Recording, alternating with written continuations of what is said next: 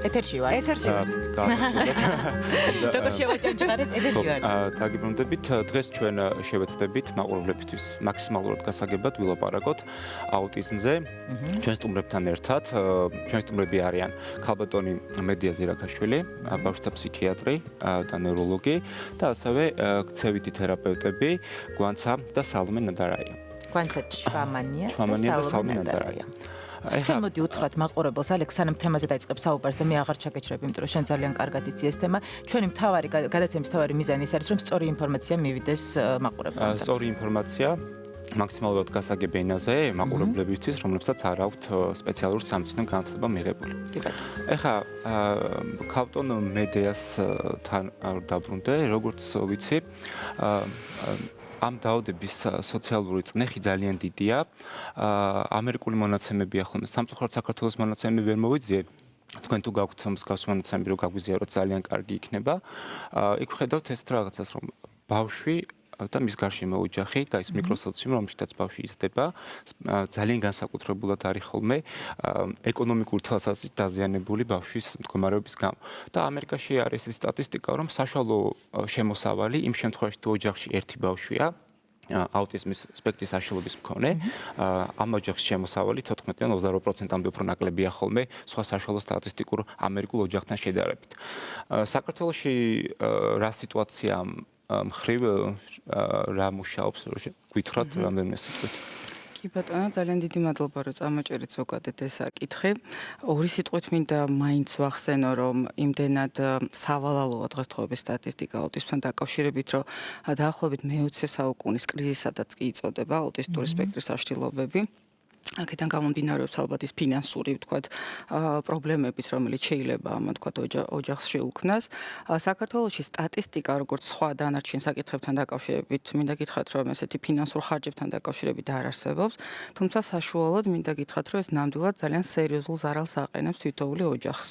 გამომდინარე იქიდან, რომ ის თერაპიის მეთოდი, რომელიც დღესდღეობით არის ძალიან ვალიდური და რომელიც მტკიცებულებით მედიცინას ეყრდნობა, რასაც ქვია, და რომლის შესახებაც ათასობით კვლევები არსებობს, ძალიან ცოტა ცენტრში გამოიყენება და შესაბამისად მათი ფასი არც თუ ისე, ასე ვთქვათ, ნაკლებია. ქალბატონ მედიას თქვენ ალბათ გექნებათ სტატისტიკა, ქართული სტატისტიკა რა არის და თუ განსხვავდება ეს სტატისტიკა, ვთქვათ, უცხოეთის ქვეყნებიდან. სტატისტიკას ალბათ ეპიდემიოლოგიასთან დაკავშირებით გულისხმობთ, ხო? ნამდვილად დღესდღეობით მსოფლიოში არის ესეთი სტატისტიკა, CDC-ის ბოლო მონაცემი, აი ვამოწმებდი, იმიტომ რომ შარშა მაგალითად შეიცვალა წინა დღეებში 2 აპრილამდე. დღესდღეობით ეს ძალიან კარგია, რომ ჯერჯერობით არ შეცვლილა. 68 ადამიანში ერს აქვს რეალურად აუტისტური სპექტრის აშლილობები და მოგეხსენებათ, ახლა 68-ში ერთი ძალიან სერიოზული რიცხვია. 1%-ზე მეტი გამოდის. აუცილებლად, აი მე მახსოვს 2011 წელს ჩვენ პირველად აღნიშნეთ აუტიზმის დღე საქართველოში და იქ ვამბობდით, რომ 100 ბავშვი ერთს ჰქონდა აუტიზმი, ანუ დაახლოებით 1% იყო და ეპილეფსიას უტოლდებოდა. თანამედროვე სტატისტიკით მინდა გითხრათ, რომ როგორც გითხარით, 68-ში ერთია და ერთს აღემატება და გარდა ამისა ძალიან მნიშვნელოვანი პრევალენტობა შეინიშნება ბიჭების ალბათ ეს. ანუ გაცილებით უფრო მეტი შემთხვევა ხდება ბიჭებში, ვიდრე გოგონებში. ეს მსოფლიო მასშტაბით ესეთი ეს მსოფლიო მასშტაბით 4-5 ჯერ მეტი არის და აი კიდევ უფრო სავალალო რიცხვი რაც არის 42 ბიჭში ერთს აქვს აუტიზმი და 199 გოგოში ერთს აქვს აუტიზმის დიაგნოზის დასმა როდის ხდება და როდის უნდა მიხვდეს მშობელი, რომ მან უნდა მიაკითხოს ექიმს. აი რა არის ის პირველი სიგნალები, რაც საგულისხმოა და მშობელმა ყურადღება უნდა გაამახვილოს. ეს არის ყველაზე საინტერესო მესიჯი, რაც შეიძლება დღეს ჩვენ გავუშვათ, იმიტომ რომ აუტისტური სპექტრის აშლილობა მიეკუთვნება იმ დიაგნოსტიკურ კატეგორიათა რიცხვს, რომელთა ადრეული აღმოჩენა, ადრეულად დაწყებული თერაპია პრაქტიკულად ძალიან ხელშესახებად აუმჯობესებს რეალურად გამოსავალს. აქედან გამომდინარე ძალიან მნიშვნელოვანია, რომ არა მხოლოდ მშობლებმა, არამედ პირველადი ჯანდაცვის რგულის, ასე ვთქვათ, ექიმებმაც ძალიან დიდი ინფორმაცია, მათ ძალიან დიდი ექიმებს ძალიან დიდი ინფორმაცია ჰქონდეთ აუტისტური სპექტრის აშლილობის პირველად სიმპტომებთან დაკავშირებით, იმიტომ რომ მათ უნდა გადმოამისამართონ შემდეგ ეს პაციენტები რეალურად შემდეგ სპეციალისტებთან. აი ითვლება ესეთი ადრეული ნიშნები არის, აი პირდაპირ წითელი დროშები, red flags ქვია, როდესაც მაგალითად მშობელი ამბობს, რომ სადღაც 12 თვისთვის არ რეაგირებს სახელით დაძახებაზე. ეს არის ყველაზე ხშირი მომართვიანობის მიზეზი, რომ რაღაც ხომ არ არის სმენის დარღვევა, ანუ ეს ბავშვები პირველ რიგში მიყავს სმენის გამოსაკვლევად. სადღაც უკვე 14 თვისთვის უნდა იყოს მაგალითად თითით ჩვენება, ხო? ანუ ბავშვი განსაკუთრებით, რომელიც აგვიანებს მეტყველების დაწყებას, ის აი ამ მეტყველების დეფიციტს აბსოლუტურად უნდა ანაზღაურებდეს ჟესტებით, მიმიკა ჟესტებით, რომელიც პრაქტიკულად აუტისტური სპექტრის საშუალების დროს ძალიან სერიოზული დეფიციტია, ხო? და მშობელი გეუბნება, რომ იცით, არ მიანიშნებს თითი და იმის მაგიერო, თქვა, გამოიყენოს ინსტრუმენტული ჟესტი, ჩემ ხელს იყენებს იმისათვის, რომ რაღაცაზე მიმანიშნოს. ასევე ძალიან საინტერესოა რომ ამ ბავშვებს აქვს ძალიან მწირი ემოციური გამომსახველობა, მაგალითად ძალიან გაგვიჭირდება ემოციების, ასე ვთქვათ, დაფიქსირება, რა ემოციას განიცდის ამ შემთხვევაში, ხო? პარალელურად მათ აქვთ სხვისი ემოციის გაგების და წაკითხვის პრობლემა. ძალიან ცუდად რეაგირებენ გაზიარებულ ყურადღებაზე, ხო? პირველი რა არის მნიშვნელოვანი, რომ მე რაღაცა დავინახე და გავიქცევ და თქვა მშობელს ვაჩვენო. ეს პრაქტიკულად ძალიან იშვიათად ხდება და პრაქტიკულად არ არის. ასევე რომ თქვა ისინი არ უზიარებენ, როგორც გითხარით, ნაკლებად რეაგირებენ, როცა სხვას თავაზობთ მას. ხალხმა ეხლა ესეთი რეზიუმე რო გავუკეთოთ ამ ყველაფერს და მოკლედ ჩამოთვალოთ ის მომენტები, ყველაზე უფრო მნიშვნელოვანი მომენტები, რასაც მაყურებელმა, რომელსაც არ აქვს სამწუხაროდ განათლება, უნდა მიაქციოს ყურადღება, რომელსაც არ იცის, თქვა, რომელ რა ნიშნულებს უნდა აღწევდეს ბავშვის განვითარება გარკვეული ასაკობრივი ჯგუფების მიხედვით. ძალიან მოკლედ რო ვთქვათ, მინდა რომ ძალიან მნიშვნელოვანი მესიჯები გაუშვათ. პირველი, როდესაც ბავშვი იგვიანებს მეტყველებას, იმიტომ რომ ძირითადი მომართვიანობა სწორედ ამაზეა. იგვიანებს მეტყველებას და პარალელურად არ რეაგირებს სახელით დაძახებაზე, არ მიანიშნებს თითით სასურველზე და ნაკლებად ყველაზე მეტად ტოვებს, ასე ვთქვათ, ჰიპერაქტიული, იმპულსური, ესეთი გადართვადი ბავშვის დაბეჭდილებას, რომლის ყურადღების კონცენტრირება ძალიან რთულია და რომელიც ძალიან ნაკლებად განასხვავებს მაგალითად ოჯახის წევრებს სხვებისგან. თუმცა იცით, აი ესეც მინდა რომ აუცილებლად გავაჟღეროთ, რომ რა თქმა უნდა არ არის აუცილებელი, რომ ყველა ეს სიმპტომი, რომელიც ჩვენ ჩამოთვალეთ, ერთ-ერთი აღენიშნებოდეს. აი, სწორედ ამასთან დაკავშირებით მინდა გითხო, ცალკეული შემთხვევები ალბათ რაც თქვენ ჩამოთვალეთ, ეს ალბათ კომპლექსურად რა შემთხვევების კომპლექსი უნდა იყოს, იმიტომ რომ ცალკეული ერთი შემთხვევით, ერთი პრობლემით სულაც არ ნიშნავს, რომ ეს ბავშვი აუტისტური აშლილობის სპექტრი. ძალიან დიდი მადლობა ამ შეკითხვისთვის, იმიტომ რომ ძალიან ხშირად მშობლები მეუბნებიან, რომ იცით, აი მეც ვიყავი ბავშვობაში ესეთი და ჩემს გარშემო ძალიან ბევრი ადამიანია ესე რომ გვიან იწყებს ლაპარაკს. ანუ ზუსტადაც აუტისტური სპექტრის საშუალების მთავარი პრობლემა ეს არ არის მხოლოდ ერთი სფეროს ერთი კონკრეტული დე. აი ჩვენ რაღაცა ისე წავედით. მთავარი არის რომ აუცილებელი არის რომ დარღვეული იყოს რეალურად ეხლა ამერიკული კლასიფიკაციით ორ სფეროს განიხილავენ, მაგრამ ნუ მაინც ევროპული კლასიფიკაციას ვეყბნობით ჩვენ და მაინც სამი სფერო არის ყველაზე პრობლემატური. კომუნიკაცია, ეს არის სოციალური ინტერაქცია და შეზღუდული ინტერესთა სფერო. ანუ კომუნიკაცია, რომ ესენი გვიან იწყებენ ლაპარაკს და მეტყველება ხშირად არ გამოიყენება ფუნქციურად, ანუ და გასვლა გამოსვლა ემოციების გაზიარება და ასე შემდეგ.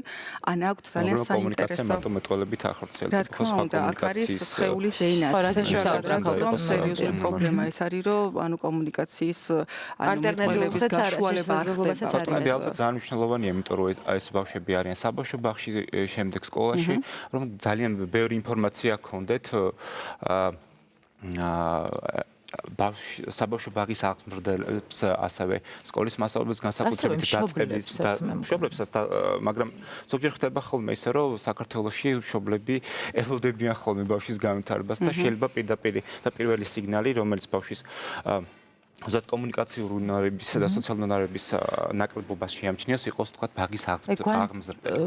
მე როგორც ვიცი, ამერიკაში და ევროპის ქვეყნებში არის განსხვავებული მიდგომა, ხო? ისე რომ ამერიკაში როგორც ვიცი, 12 თვიდან 18-მდე ყველა ბავშვს უკეთებენ სკრინინგს აუტისტური სპექტრის საშუალებაზე, რაც ევროპაში არ ხდება. ევროპაში ძირითადად ოჯახის მიმართვენობით განისაზღვრება. და ამერიკაში სავალდებულოა ეს საერთოდ ყველა ბავშვი გადის ამ სკრინინგს აუტისტური სპექტრის საშუალებაზე, იმიტომ როგორც მედიამ აღნიშნა უკვე, ძალიან იმატებს რაოდენობა სტატისტიკური მონაცემები. ხა ეს ამის სპეკულირების თემას იძლევა ეს მე მგონი, არის დაკავშირებული თქვა გარემო ფაქტორებთან არის დაკავშირებული, უბრალოდ დიაგნოზის გაუმჯობესებას რასთან შეიძლება იყოს დაკავშირებული. რაღაცა ძალიან ბევრი შეკითხვა იყო და მინდა რომ არ გამოვუშვეს არც ერთი, იმიტომ რომ ყველა ძალიან მნიშვნელოვანი მესიჯია. პირველ რიგში რა თქმა უნდა ძალიან მნიშვნელოვანია რომ ბაღის აღმზრდელებმა იცოდნენ ამ პრობლემის შესახებ, გამომდინარე იქიდან რომ ჩვენ ძალიან ბევრ პრობლემას ვაწყდებით ყოველდღიურად ჩვენ პრაქტიკაში. გამომდინარე იქიდან რომ ეს ბავშვები რატომღაც ასოცირდება მხოლოდ ქცევის დარღვევის მქონე ბავშვებთან, რომლებიც მხოლოდ აგრესიულები არიან, ესე არ არის. დღესდღეობით ზუსტადაც იმიტომაც ვსაუბრობ და აუტისტური სპექტრის აშლილობაზე და მაგალითად DSM ამერიკის კლასიფიკაციამ საერთოდ ამოიღო ცალკეული დიაგნოზები, ხო? იქ არის აუტისტური სპექტრის აშლილობა, რომელიც ნიშნავს, რომ თქვა ამ ბავშვების კლინიკური გამოვლინება ძალიან ვარიაბელურია და შეიძლება ძალიან მცირედ განსხვავდებოდეს რეალურად სხვა ბავშვებისგან, ხო? ამიტომ თუ შენ არ გეცოდინება, როგორი არის კლინიკა და გამოვლინება აუტისტური სპექტრის აშლილობების, ახლა ძალიან გაუჭირდება, რომ ადეკვატური იყოს მისი მიდგომა რეალურად ბავშვთან მიმართებით. ჩვენ სიუჟეტი გვაქვს თემასთან დაკავშირებით მომზადებული, რომელსაც ჩვენ გვაქვს სიუჟეტი მომზადებული იმასთან დაკავშირებით, რამდენად შედეგიანია, როდესაც ადრეულ პერიოდში აღმოაჩნდეს სწორი თერაპიის შემთხვევაში აუტისტური აშლილობის სპექტრით არ ვიცი დაავადებული არ ქვია მქონე ბავშვი, რამდენად ჩვეულებრივად და რამდენად ადაპტირებულად არის საზოგადოებაში. ჩვენ მოდი სიუჟეტი ვნახოთ და შემდეგ უკვე აი თერაპიაზე უფრო ვცლად ვისაუბროთ სალომესთან და კვანცასთან ერთად.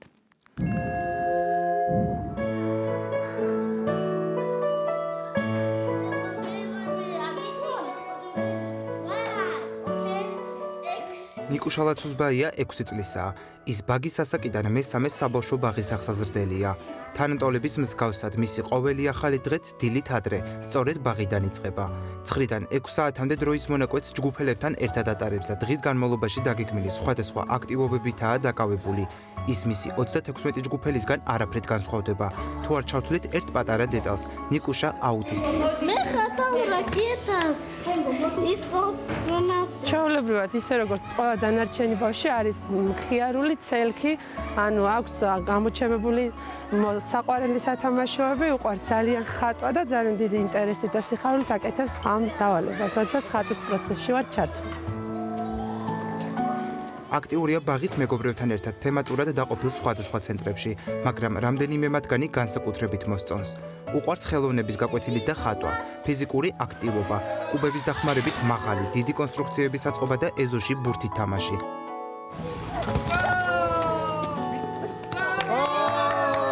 თუმცა დღის ბოლოს ყველა ბავშვის მსგავსად, მასაც სახლში წასაყვანად მოსული დედის დანახვა უხარია.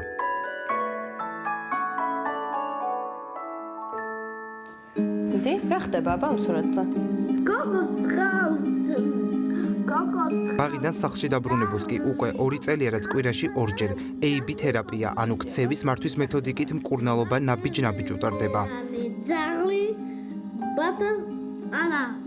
2 საათის განმავლობაში ქცევითი თერაპევტის დახმარებით სხვადასხვა სფეროს რესურსებისა და უნარების გასააქტიურებლად წინადადებების ასაწყობ, სურათების ამოსაცნობ და ნივთების შესასწავლ სხვადასხვა სავარჯიშოებს აკეთებს. მართალი გადასარევი დამერტყი ხელუცა.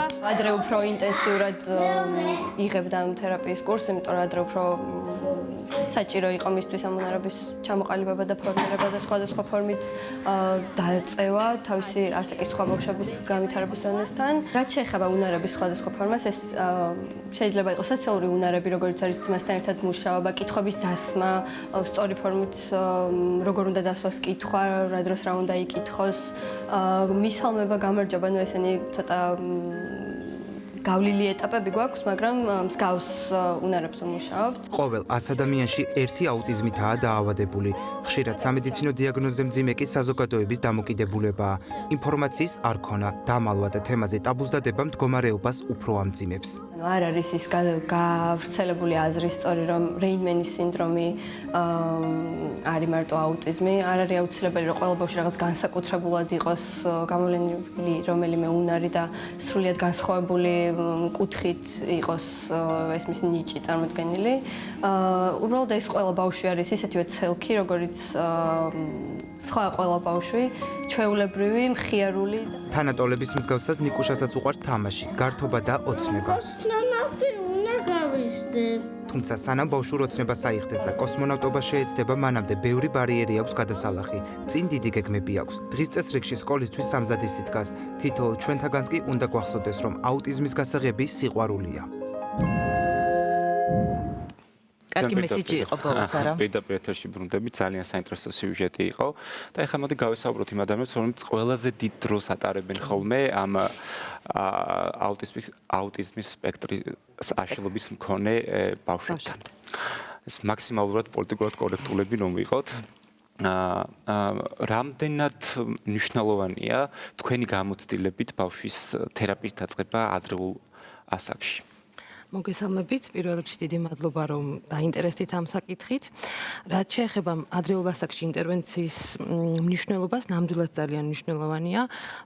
ამას ადასტურებს ნამდვილად კვლევებიც, რომ ერთ-ერთი ყველაზე კარგი რაც არის კვლევებით დადასტურებული, რაც უფრო ადრე იწყება, რაც უფრო ადრე ხდება დიაგნოსტირება და რაც უფრო ადრე გამოიკვეთება, თუნდაც რისკ ჯგუფი, ხო, ბავშვები შეიძლება აქ არ იყოს საუბარი უშუალოდ უკვე დიაგნოზი, მაგრამ იყოს გარკვეული რისკ ჯგუფი და იწყება მუშაობა, მით უფრო მნიშვნელოვნად კარგი შედეგები აქვს სასკოლო ასაკისათვის. და პირადად გამოცდილებითაც ამას დაგიდასტურებთ, რომ ნამდვილად რაც უფრო ადრე იწყება მუშაობა, მით უფრო კარგად ეკონომიკა. საუბრობ, რა ტიპის არის ეს თერაპია? ეს არის გაკვეთილები, რომელიც ყოველკვირად ტარდება. როგორია სპეციფიკა თვითონ აი ამ გაკვეთილის, მოდი ასე დავარქვათ. ძალიან მრავალფეროვანია, ანუ არ გულისხმობს, რომ აუცილებლად ეს შეიძლება ანუ ცენტრში ტარდებოდეს, ჩვენ საბავშვო ბაღში დავდივართ ბავშვებთან და იქვე ვაკეთებთ ჩარევას, სახლში შინმომსახურების პროგრამა ემსახურება ამ ბავშვებს. ანუ ეს ჯგუფურადაც ხდება ჯგუფური თერაპიები ინდივიდუალურადაც საჭიროების მიხედვით ალბათ. კი ბატონო, პატარა ჯგუფებში ჯგუფური თერაპიები და ანუ მრავალფეროვანია. ეს არ არის რომ ანუ ერთ-ერთზე მხოლოდ რაღაცა ესეთი ხისტი მიდგომა, ეს არ არის ნამდვილად ესე. როცა ბავშვი პირველ რიგში პატარა, ეს მთლიანად შეიძლება იყოს თამაშზე დაყრდნობილი და თამაშით მიმდინარეობდეს სწავლება ამა თუ იმუნარების. და მიწოდება რაღაც საჭირო ინფორმაციის, რაც უნდა იცოდეს ბავშვმა. განსხვავებული მე როგორც ხვდები, განსხვავებულია თვითონ თერაპიის მეთოდები, ხო? საქართველოშიც კი. როგორია საზღვარგარეთის მაგალითი? თქვენ ალბათ გულისხმობთ რა სახის ინტერვენციები არსებობს, ხო? ზოგადად პირობითად რო ვისაუბროთ, შეიძლება ასე ვთქვათ, ინტერვენციები დავყოთ რამდენიმე ჯგუფად. პირველი ეს არის ქცევით და კომუნიკაციის გაუმჯობესებაზე მიმართული ინტერვენციები, რომლის წარმომადგენლებიც ჩვენ გახლავართ. მეორე შეიძლება იყოს მედიკამენტოზური ჩარევა, თუმცა ამ შემთხვევაში იგულისხმება არა უშუალოდ აუტიზმის გარკვეული სიმპტომების მოხსნა, აქ არის თუ არის ვთქვათ ძალიან ჰიპერაქტიული ბავშვი, ან აქვს ძალიან ჭარბად შფოთვა, მხოლოდ ამ შემთხვევაში არის მედიკამენტი ეფექტური და ისიც ძალიან ისეთ გამოცდილმა ექიმმა უნდა დანიშნოს და ექიმის მიერ უნდა იყოს მართული. გარდა ამის არსებობს ალტერნატიული მეთოდები, რომლის ეფექტურობაც ეს ერთმნიშვნელოვნად კვლევით არ არის დადასტურებული, თუმცა მშობელი მაინც თავისუფალი არჩევანში შეუძლია ხო მიმართოს. მაგრამ ჩვენ როგორც ასე ვთქვათ, კლინიცისტები ყოველთვის ვურჩევთ ხოლმე, რომ აირჩიოს ისეთი მეთოდები, რომლებიც გამოცდილია წლების მანძილზე კვლევებს ეფუძნება და ნამდვილად მათი შედეგიანობა დადასტურებულია მეცნიერულად. მშობელმა რა უნდა იცოდეს და რამდენად მზად არის ზოგადად მშობელი იმისთვის, რომ მისი შვილი ინტეგრირებული იყოს საზოგადოებაში, იმიტომ რომ ჩვენ გაცემის პირველ ნაწილში ვსაუბრობდით, რომ იყო დრო, როდესაც ბავშვებს, რომელთაც აქვთ აუტისტური სპექტრის აშლილობა, სახლში 4 წელში იზოლირებულები იყვნენ საზოგადოებისგან. და თუ ხდება, მე ძალიან მაინტერესებს ეს თემა, თუ შეიძლება როგორმე გავშალოთ, თუ ხდება თვითონ ოჯახის წევრების, დედების, მამების განათლება, თუ როგორ მოიცემს. რა თქმა უნდა, ანუ ჩვენ დიდი ბოდიში სანამ დაიწყებთ საუბარს, უფრო სწორედ გვიპასუხებთ, ჩვენ შეგვიძლია ვნახოთ ეს არაჩვეულებრივი ბიჭუნა, რომელმაც მონუსხა მთელი მსოფლიო თავისი სიმღერით, ეს ბიჭუნა არის აუტისტური სპექტრის აშლილობის მქონე და მეგონი ნათელი მაგალითი იმისა, როგორ შეიძლება რომ აი ამ ადამიანმა დაიპყროს მთელი მსოფლიო თავისი ნიჭიერებით. თან მე მგონი უსინათლოც არის. ой, ეს დეტალი არ ვიცოდი.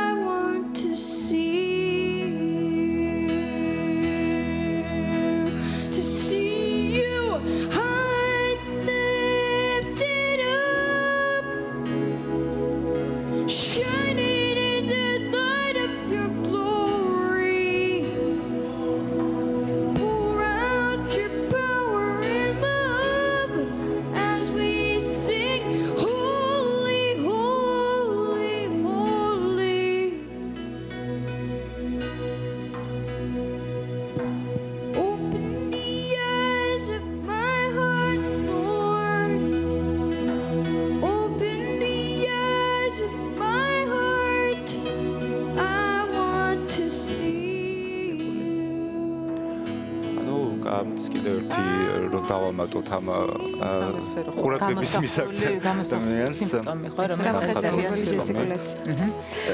და რო დავუბრუნდეთ იმ კითხვებს, რაც სიუჟეტამდე გავაჟღერეთ, რომ მშობლებთან მიმართებაში რა ხდება, თუ არიან ისინი სპეციალურად ჩართულობა ძალიან მნიშვნელოვანია, რა თქმა უნდა. და ჩვენ თერაპიის პარალელურად ყოველთვის ვახდენთ მშობლების ფსიქოგანათლებას, ეს არის ძალიან მნიშვნელოვანი საკითხი. და რაც შემიძლია ვთქვა, რომ დღესდღეობით წლების წინ ალბათ ეს ძალიან ისეთი თემა იყო. მადლობა მინდა ჩვენ მშობლებს გადავხადო პირველ რიგში იმისთვის, რომ აი 2 აპრილისთვის მზადებაც გვაქვს, არავის თითქმის არავის არ უთქვამს, რომ ჩვენ კამერებთან არ გვინდა. ძალიან ეხლა აღარ არის რაღაც ტაბუდადებული თემა და ხო?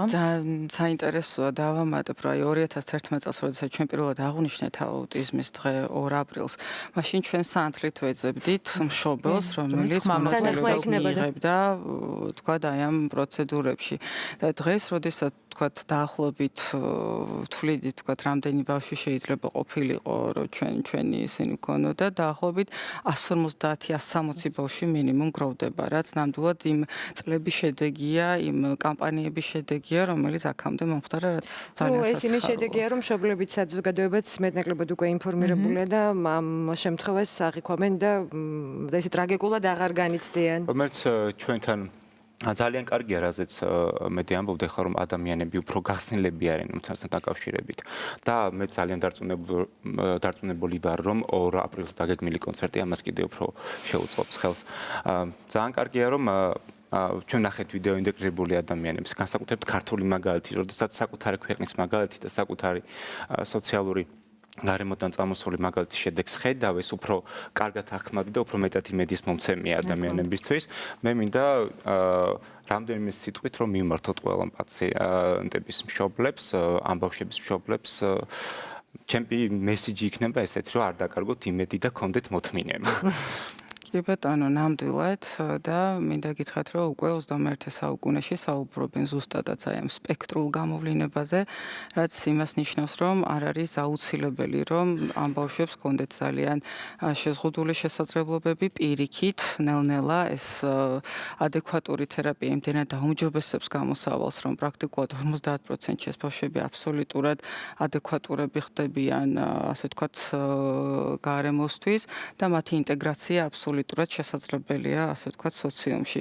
ასე რომ თავარია, რომ არ დავკარგოთ იმედი, ვიცოდეთ სწორი მესიჯები, რითი შეიძლება ამ პრობლემის ადრეულად აღმოჩენა და გამოვლინება, მიმართოთ სპეციალისტს და არ გვეშინოდეს რეალურად ამისი და ასე ვთქვათ, დავიწყოთ ადეკვატური თერაპიას ნელა-ნელა უფრო და უფრო იხვეწება და უფრო ახალ-ახალი მეთოდები ჩდება, უფრო მეტად მესიჯი.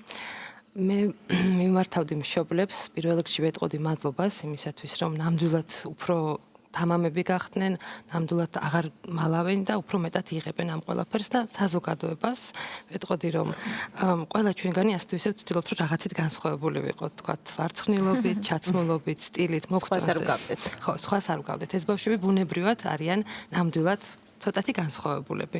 მანამ სანამთიც გავიშვერთ, გვახსოვდეს ყველას, რომ ისინი ასეთები დაიბადნენ და შეუწყოთ ხელი მათ, რომ განსაკუთრებით კარგად იგრძნონ თავი ჩვენს გარემოში. სალომე, შენი მესიჯი რა იქნება? ძალიან მნიშვნელოვანია ის, რომ ყოველთვის გვეკითხებიან, რომ როგორ ახერხებ, ძალიან დიდი ძალისხმევას მოითხოვს, ნამდვილად მოითხოვს ძალიან დიდი ძალისხმევას, მაგრამ ეს ბავშვები ნამდვილად გვეხმარებიან ჩვენ. ჩემი პიროვნების ეს ფორმირებაზე ძალიან დიდი ზეგავლენა მოახდინა, მეტად ემპათიური გავხდი, მეტად მიმღები და ამიტომ არიან ბავშვების ინტეგრირება ესეთ მნიშვნელოვანი საზოგადოებაში. აუტიზმის გასაღები სიყვარულია. ამის გარშე არაფერი არ გამოვა. თერაპიას ყოველთვის ექნება შედეგი, თუ ჩვენ ამ საქმეს სიყვარულით გავაკეთებთ. სალომე თქვა ძალიან მნიშვნელოვანი რაღაცა, რომ ამ ადამიანთან ურთიერთობა უკეთესი გახადა. კი, ნამდვილად. და ვიფიქროთ უფრო მეტი. უფრო მეტი. ძალიან დიდი მადლობა სტუმრებს, დიდი მადლობა საინტერესო საუბრისთვის. ჩვენ რეკლამის შემდეგ დავბრუნდებით და რეკლამის შემდეგ ვისაუბრებთ, როგორ შეიძლება აღწეროთ ამერიკის ეკონომიკა ბიგ ბაკის მაგალითზე და ქართული ეკონომიკა ხაჭაპურის მაგალითზე. ძალიან რთული თემაა, მაგრამ მარტივად მოგაწვით, ასე რომ დაგველოდეთ. დროებით